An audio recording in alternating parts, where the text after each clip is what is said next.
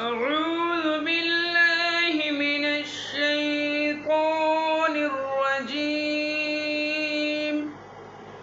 بسم الله الرحمن الرحيم. وما هذه الحياة الدنيا إلا لهو ولعب وإن الدار الآخرة لهي الحيوان لو كانوا يعلمون. فإذا ركبوا في الفلك دعوا الله مخلصين له الدين فلما نجاهم إلى البر إذا هم يشركون. ليكفروا بما آتيناهم وليتمتعوا فسوف يعلمون. أولم يروا أنا جعلنا حرما آمنا ويتخطف الناس من حولهم أفبالباطل يؤمنون وبنعمة الله يكفرون. ومن أظلم ممن افترى على الله كذبا أو كذب بالحق لما جاءه أليس في جهنم مثوى للكافرين.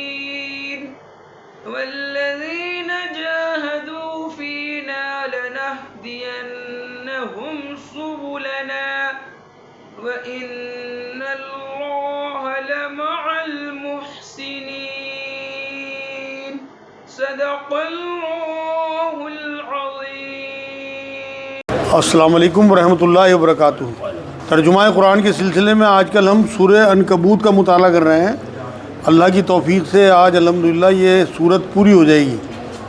آخری رکوع ہے آیت نمبر 64 سے اور آیت نمبر 69 تک.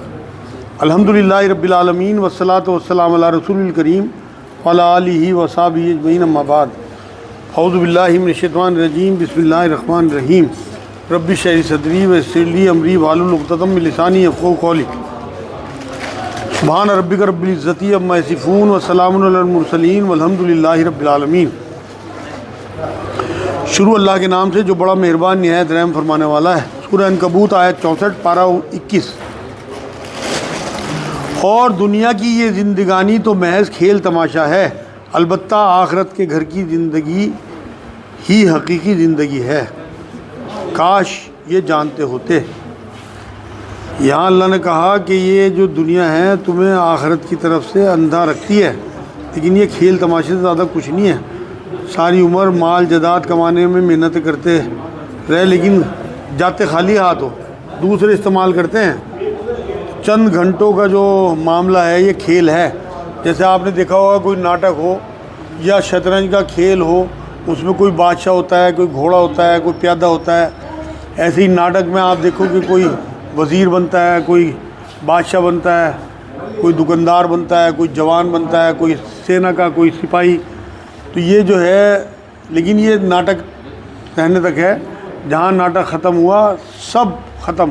تو یہ کھیل تماشا ہے. جب تک آپ کی موت نہیں آتی تب تک کا معاملہ ہے، اس کے بعد سب ختم. یہ کھیل تماشا کہا اس دنیا کو اللہ رب العزت نے. تو دنیا میں اگر آپ کے اعمال ایمان کے ساتھ کیے ہوں گے تو جنت بنی، ورنہ جہنم ہے. یہ کھیل تماشا ہے. پل اور حالات بدلتے رہتے ہیں. آج آپ 2 سال کے بچے کو رنگین 2-4 پینسلیں پکڑا دو، خوش ہو جائے گا. لیکن وہی پینسلیں کسی 30 سال کے آدمی کو پکڑاؤ تو وہ کہے گا ان کی کیا ویلیو، میں تو میرے سے 100 لے لے تو ایسی پینسلیں. تو جو بچپن میں چیزیں ہمیں پسند ہوتی ہیں بڑے ہوتے تک وہ سب ہمارے وجود سے ختم ہو جاتی ہیں. یہاں اللہ رب العزت نے کہا کہ حقیقی زندگی آخرت کی زندگی ہے. تو جہاں یہاں کھیل تماشا، شطرنج میں اگر ایک بار بادشاہ مر گیا تو سب لاشیں ہی ہیں، سب ختم ہو جاتا ہے گیم. وہ تو اتنا جو ہے معاملہ اس کا ایسا ہے دنیاوی زندگی کا کہ یہاں حالات بھی بدلتے رہتے ہیں، معاملات بھی بدلتے رہتے ہیں، اور عمر کے ساتھ ساتھ سوچ، خواہشیں، تمنائیں سب بدلتی رہتی ہیں۔ اور اللہ نے کہا کہ کاش یہ جانتے ہوتے، مطلب دل میں ان کے پکا یقین ہوتا تو آخرت سے غافل نہ ہوتے۔ آیت نمبر 65، پس یہ لوگ جب کشتیوں میں سوار ہوتے ہیں تو اللہ تعالیٰ ہی کو پکارتے ہیں اس لیے کہ عبادت کو خالص کر کے پھر جب وہ انہیں خشکی کی طرف بچا لاتا ہے تو اسی وقت شرک کرنے لگتے ہیں۔ مطلب گوٹ پھنستی ہے تو اللہ کی یاد آتی ہے، تمام شریک لات عزا منات کو بھول کے جو ہے وہ اس ٹائم اللہ کو یاد کرتے تھے۔ ہوا یہ تھا کہ حضرت اکرمہ ایک صحابی ہوئے ہیں، جب تک وہ صحابی نہیں تھے، ابو جہل کے بیٹے تھے۔ نبی اکرم صلی اللہ علیہ وسلم فتح مکہ کے ٹائم جب انٹر ہوئے ہیں اور تمام لوگوں کو معاف بھی کیا، کچھ لوگ جو باغی تھے انہیں قتل کیا، تو جو لوگ نبی پہ ایمان نہیں لانا چاہتے تھے وہ بھاگ لیے وہاں سے کہ ہمیں حضور کی رعیت میں نہیں رہنا۔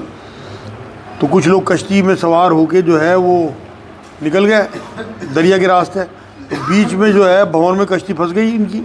تو وہاں جتنے بھی کشتی میں سوار تھے تو یہ کہنے لگے کہ بھائی سب تمام معبودوں کو بھول کے صرف ایک اللہ کا دھیان کر کے اس سے دعائیں کرو تو انشاءاللہ تعالیٰ بچ جاؤ گے۔ تو یہ جو بات انہوں نے سنی حضرت اکرمہ نے، تو یہ تو ان کے دماغ میں آئی کہ جو یہاں سمندر کے بیچ میں دریا کے بیچ میں بچانے والا ہے وہی تو خشکی میں بچانے والا ہے۔ پھر انہوں نے دعا کی اللہ کہ اللہ اگر تو نے مجھے خیریت سے ساحل پہ پہنچا دیا تو میں نبی اکرم صلی اللہ علیہ وسلم کے ہاتھ پہ بیعت کر لوں گا، مطلب ایمان میں آ جاؤں گا۔ اور وہی ہوا کہ جب کشتی بھنور سے نکل گئی کنارے پہنچے اور یہ دوڑے پھر واپس نبی اکرم صلی اللہ علیہ وسلم کی بارگاہ میں اور حضور کے ہاتھ میں بیعت کی۔ ابو جہل کے بیٹے تھے اور اس معاملے سے نکل کے آگے پھر حضور اکرم صلی اللہ علیہ وسلم کے ہاتھ میں بیعت کی تاکہ ہماری دی ہوئی نعمتوں سے مکرتے رہیں اور برتتے رہیں۔ ابھی بھی پتہ چل جائے گا، مطلب یہ جو ہے یہاں اللہ نے کہا کہ خشکی میں لاتا ہے اللہ پاک تو شرک کرنے لگتے ہیں، تو وہاں لیکن ان جیسے لوگ جو حضرت اکرمہ جیسے لوگ تھے انہوں نے جو طے کرا اللہ سے پھر وہ ایمان میں آئے۔ آیت نمبر 67، کیا یہ نہیں دیکھتے کہ ہم نے حرم کو باامن بنا دیا حالانکہ ان کے ارد گرد سے لوگ اچک لیے جاتے ہیں، کیا یہ باطل پر تو یقین رکھتے ہیں اور اللہ تعالیٰ کی نعمتوں پر ناشکری کرتے ہیں۔ مطلب مشرکین مکہ کو بتایا جا رہا ہے کہ تم جو کعبے کی حفاظت کرتے ہو اور اس کی خدمت کرتے ہو تو اس کی ذمہ داری سنبھالتے ہو، حرم کی وجہ سے تمہیں اتنی عزتیں ملتی ہیں، امن ملا ہوا ہے یہاں پہ تمہیں اور حفاظت ملی ہوئی ہے، عزت ملی ہوئی ہے، ورنہ یہاں سے جو ہیں عرب میں تو پورے قبیلے اٹھا لیے جاتے ہیں۔ تو یہاں اللہ رب العزت نے انہیں بتایا، لیلاف قریش والی جو صورت ہے اس کا مفہوم یہی ہے کہ اللہ کا جو گھر ہے اس کی حفاظت کی وجہ سے کہ تمہیں امن اور چین ملا ہوا ہے، کیا یہ باطل پر تو یقین رکھتے ہیں، اللہ تعالیٰ کی نعمتوں پہ ناشکری کرتے ہیں۔ مطلب جس علاقے میں تم امن کے گہوارے میں اللہ نے تمہیں حرم کی وجہ سے رکھا ہوا ہے وہاں قافلے لوٹ لیے جاتے ہیں، اٹھا لیے جاتے ہیں، اور یہاں ہم نے تمہیں خوف سے بھوک سے بچا لیا اور اس کے بعد بھی تم ناشکری کرتے ہو، اس کے بعد بھی اللہ پہ ایمان نہیں لاتے، مطلب شرک کرتے رہتے ہو۔ آیت نمبر 68، اور اس سے بڑا ظالم کون ہوگا جو اللہ تعالیٰ پر جھوٹ باندھے، مطلب اللہ کا کلام کو اپنا کلام بتائے۔ نبی اکرم صلی اللہ علیہ وسلم کے ذریعے یہ بات کہلوائی جا رہی کہ اگر میں اس کلام کو جھوٹ اللہ کا بتاؤں تو میں ظالم ہوں۔ تو اللہ نے کہا کہ اس سے بڑا ظالم کون ہوگا۔ حضور یہ کہتے تھے نا میرے اوپر وہی آ رہی تو یہ مانتے نہیں تھے، تو انہوں نے اگر میں تم سے جھوٹ بولوں تو میں ظالموں میں ہوں، یا جب حق اس کے پاس آ جائے وہ اسے جھٹلائے، اللہ عمل میں نہ لائے۔ اگر ایک بار وہی آ گئی اور اسے لوگوں تک بات پہنچا دی تو نبی اکرم صلی اللہ علیہ وسلم تو خود تو اس پہ عمل کرنے کے لیے اللہ کی طرف سے طے تھے، لیکن اور لوگوں کو بھی اس پہ عمل کرنا تھا، اور اگر عمل میں نہ لائے جھٹلایا، جیسے یہود کو قرآن میں اللہ نے کہا کہ مانتے نہیں اللہ کی مگر اس پہ عمل نہیں کرتے، مانتے تو ہیں کہ اللہ کا کلام ہے لیکن عمل نہیں کرتے۔ جو میں نے آج مثال دی وہ یہی ہے کہ ہمیں یقین تو ہے کہ اللہ کا کلام ہے لیکن بھروسہ نہیں ہے کہ اس کی جنت اور دوزخ پہ ہمیں بھروسہ ہو۔ ایسے آج ہمارا حال ہے۔ کیا ایسے کافروں کا ٹھکانہ جہنم میں نہ ہوگا؟ اللہ ہمیں بچائے ایسی جگہ سے۔ تو یہاں اللہ نے یہی بات کہی کہ جو لوگ کلام کو مانیں لیکن کلام کی نہ مانیں ایسے لوگ بھی جہنم میں جائیں گے، کیونکہ اللہ تو یہودیوں کا بھی وہی ہے اور مسلمانوں کا بھی وہی ہے کہ اگر آج مسلمان اللہ کا کلام مانے اسے کہ یہ سچا کلام ہے، لیکن اس پہ عمل نہ کریں، اس کے حساب سے فیصلے نہ کریں، اسے اپنی زندگیوں میں نہ اتاریں، تو آپ یقین کریں جھٹلانا ہی ہوا کلام پاک کو۔ اور قرآن میں اللہ نے سورہ فرقان آیت 30 میں یہ بات کہی کہ نبی اللہ سے شکایت کریں گے کہ میری امت کے بہت سے لوگوں نے قرآن کو چھوڑے رکھا۔ چھوڑنا یہی ہے کہ پتہ تھا کہ اللہ کا کلام ہے، لیکن یقین نہیں تھا، یقین تھا تو بھروسہ نہیں تھا، عمل نہیں کرتے تھے اس پہ۔ آج کی آخری آیت، اور جو لوگ ہماری راہ میں مشقتیں برداشت کرتے ہیں ہم انہیں اپنی راہیں ضرور دکھا دیں گے۔ مطلب دین پہ عمل، احکام پہ عمل کرنے کے کو اس وجہ سے جہاد کرتے ہیں کفر کے خلاف، مطلب جد و جہد، محنت، اسٹرگل مستقل ہے۔ قتال تو کبھی کبھی ہوتا ہے، اصل میں جہاد ہمیشہ رہتا ہے زندگی میں مومن کی، ہمیشہ جو ہے وہ جد و جہد کرتا رہتا ہے دین پہ چلنے کی، اللہ کی بندگی کے لیے، اس پہ جمے رہنے کے لیے، باطل کی سازشوں کو برداشت کرنے کے لیے جہاد جو ہے وہ مسلسل رہتا ہے۔ اور اس میں پھر اللہ کی مدد بھی بہت آتی ہے اگر آدمی اس پہ لگا رہے۔ تو اللہ نے یہی کہا کہ جو لوگ ہماری راہ میں مشقتیں برداشت کرتے ہیں، مطلب اللہ کی راہ میں چلنے کے لیے جو ہے مشکلوں کو برداشت کرتے ہیں اور صبر کرتے ہیں، اپنے راستوں کی اللہ ضرور ہدایت عطا فرماتا ہے، ہم انہیں اپنی راہیں ضرور دکھاتے ہیں، مطلب اللہ ہدایت عطا کرتا ہے ایسے لوگوں کو۔ اور یقیناً اللہ تعالیٰ محسنین کا ساتھی ہے۔ یہاں وہ جو لفظ جو میں آج بیان میں کہہ رہا تھا کہ اللہ محسنین کو پسند کرتا ہے، جو خوبصورتی سے یقین کی عمدگی کے ساتھ عمل کرتے ہیں اور تن من دھن لگانے کو تیار رہتے ہیں، تو نصرت پھر اللہ کی ان کے ساتھ آتی ہے۔ محسنین کے بارے میں جو میں نے آج جو بتائی ہیں نا چیزیں، ایک تو یہ برائی کے بدلے بھلائی کرتے ہیں، اپنا حق چھوڑ کے دوسروں کا حق زیادہ دینے کی کوشش کرتے ہیں، یہ ان کی صفات میں سے ہیں۔ محسنین وہ بھی ہیں جو اللہ کو حاضر ناظر جان کے عبادت کریں کہ ہماری عبادتیں اللہ دیکھ رہا ہے، جو ہم عبادت کر رہے ہیں اپنی اصلاح کرتے ہیں، پہلے نیتوں سے پہلے اپنی کوئی بھی نیک عمل کرنے سے پہلے اپنی نیتوں کی اصلاح کرتے ہیں کہ ہم جو کام کر رہے ہیں یہ اللہ کے لیے کر رہے ہیں یا اس میں کوئی غیر اللہ کا بھی کوئی اس میں دکھاوا شامل ہے۔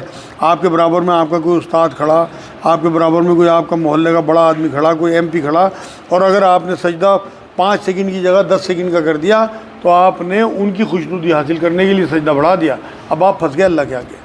تو اس لیے یہ ضروری بات ہے کہ آپ کی نیت جو ہے اس کی اصلاح بہت ضروری ہے، اخلاص سب سے پہلے ضروری ہے۔ تو محسنین جو لوگ ہوتے ہیں ان کی نیتیں بہت درست ہوتی ہیں، ان نیتوں کی وجہ سے ہی صحابہ اکرام کا جو معاملہ تھا وہ رائی کے برابر بھی اگر کوئی عمل ہوتا تھا وہ پہاڑ کے برابر لکھا جاتا تھا۔ تو اخلاص کے ساتھ، اور طریقہ بھی نبی کا مطلب سنت طریقے پہ ہو، خالی اخلاص سے کام نہیں ہوگا۔ اخلاص تو مدر ٹریسا میں بہت تھا، لیکن طریقہ بھی نبی کا چاہیے، آپ کی نیت کی اصلاح ہو، اور آپ یہ دیکھیں کہ نبی نے یہ کام کس طرح سے کیا۔ آپ نماز پڑھ رہے ہیں مان لو، نبی نے منع کیا کہ بھائی جب جس ٹائم سورج عروج پہ ہو، زوال کا ٹائم ہو، آپ نے نماز نہیں پڑھنی، حالانکہ نیکی کا کام ہے، لیکن آپ نے کسی بھی قیمت پہ اس ٹائم نماز نہیں پڑھنی زوال کے ٹائم میں، کیونکہ ہمارے نبی نے منع کیا۔ اسی طرح آپ تمام نمازوں سے پہلے اذان دیتے ہو، عید کی نماز سے پہلے آپ نے اذان نہیں دیتی، نہ اقامت کہنی، کیونکہ نبی نے کہی نہیں، نبی نے منع کیا۔ تو یہ دیکھا جائے گا کہ آپ نے نبی کے طریقے پہ عبادت کی نہیں کی، حالانکہ اذان دینا عبادت ہے، اقامت کہنا عبادت ہے، اللہ رسول کا نام لیا جاتا ہے، لیکن یہ دیکھا جائے گا کہ جب آپ اس میں عرفات کے میدان میں ہو، وہاں مغرب تو نہیں پڑھ رہا ہے، آپ کو حکم یہ ہے کہ مزدلفے جا کے آپ کو مغرب پڑھنی ہے، مزدلفے میں جا کے آپ کو مغرب اور عشاء ملا کے پڑھنی ہے، آپ وہاں مغربی نماز نہیں پڑھ سکتے۔ اگر آپ نے وہاں مغرب پڑھ دی تو آپ دین سے نکل گئے، رسول اللہ کی امت سے نکل گئے، پھر آپ نے رسول کی بات نہیں مانی۔ تو دین وہ ہے جو آپ کا کام اللہ کے لیے ہو اور طریقہ رسول اللہ کا ہو، تب یہ دونوں چیزیں مل کے آپ کا صحیح معنوں میں آپ کو محسنین میں شامل کراتی ہیں، جیسے صحابہ کرام تھے۔ یہ آج الحمدللہ سورہ عنکبوت